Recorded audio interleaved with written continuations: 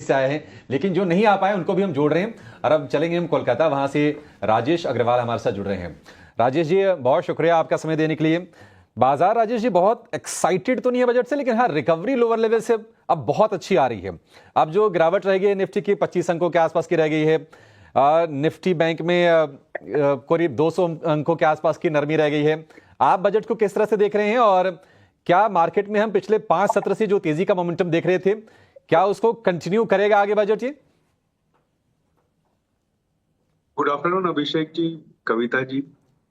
धन्यवाद मुझे इस अहम दिन में बुलाने के लिए। और जहां तक जो पिछले 4-5 दिन की तेजी थी, आगे कंटिन्यू करेगी कि नहीं, ये बहुत कुछ दारोमदार एफआई पे डिपेंड करता है। और आज एफआई चूंकि नदारत हैं, उनकी छुट्टी है, तो मेरे ख्याल फॉरेन मार्केट्स में सब जगह छुट्टी है।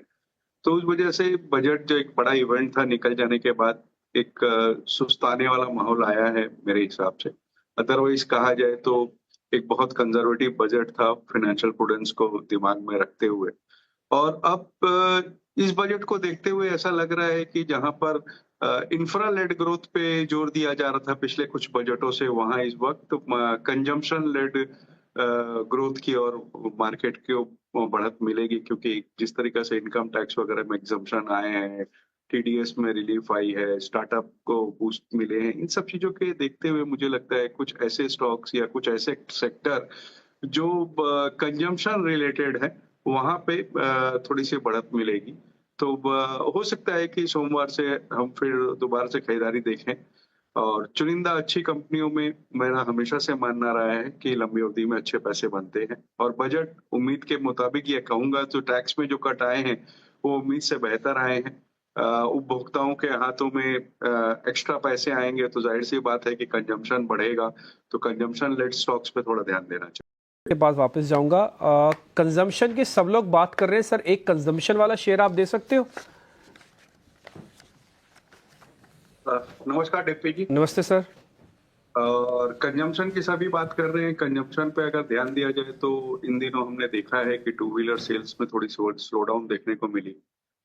तो और एफएमसीजी में भी अगर आप देखो तो वॉल्यूम ग्रोथ प्राय नदारद थी, चाहे वो दिग्गज कंपनी हो चाहे छोटी कंपनियां हो। तो ये दो सेक्टर्स हमारे रडार पे है। कोई एक स्टॉक देना हो तो मैं समझता हूँ इस वक्त इमामी पे ध्यान देना चाहिए। क्योंकि अभी जैसे आपके मेहमान बता रहे थे कि रूरल डिमांड में इजाफा होने की पूरी पूरी उम्मीद है। तो इमामी को अगर आप देखेंगे तो उनका एक बड़ा मार्केट शेयर रूरल की तरफ से आता है। कुछ ऐसे उत्पाद हैं जो रूरल को विशेषकर कैटर करते हैं, जहां उनकी डिमांड अच्छी है।